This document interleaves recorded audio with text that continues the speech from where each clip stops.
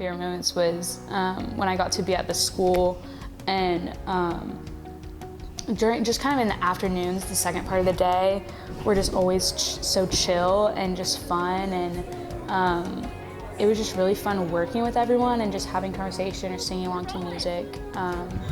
And there was one day where I got to play tag with some of the students that went to the school we were at, and I was trying to use my Spanish. I barely could. Like, I forgot every word I knew, and they were just so cute, and they just wanted to play tag. And I really felt blessed and just so grateful that they, you know, took the time to engage with me.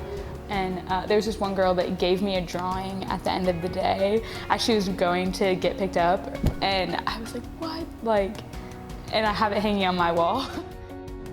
God showed up in every time someone smiled at me that like didn't know me, and I think that he was just in everything and he was everywhere, and I thought it was really exciting to see the change and the progress over at the school grounds, and seeing how the kids went from kind of having this shabby looking building to like having this kind of like more new looking building, and the way they would interact with us afterwards, and just in that way, in the people that I met along the way. The one chance that she was able to make it back before our work day ended, she made it, like, first thing she did was go make like citrus sweet tea for us, and it was just very like heartwarming. They have this slogan, it's kind of cheesy, it's like people over projects, and I thought it was really dumb at the start and didn't really buy into it. But I've just kind of seen how that's been a huge problem in my life. I am very studious and love to put work over people all the time. And I feel like at UGA I've sacrificed a lot of relationships and good times with people in order to work. And it's just a good reminder that you can just have a balanced life, and you can work, and also the main thing is to make relationships with the people you love and serve them well.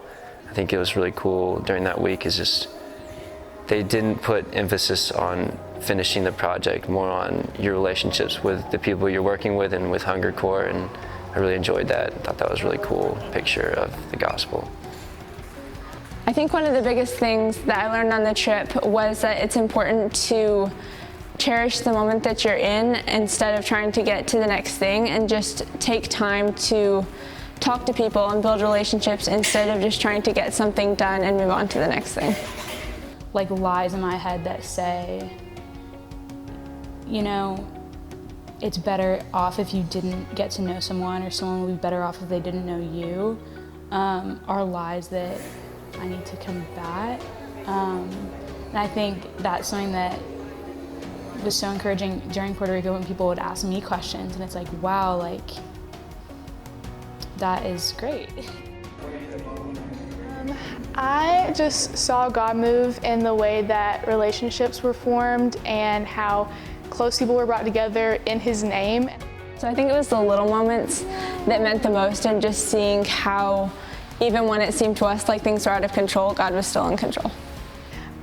One thing that I learned was to definitely trust God in all situations. After being stranded in Philadelphia, even if I didn't see it right away, like, I knew that there was going to be a reason for it, and being in Puerto Rico 3 days later than planned, like, that was not a surprise to God at all.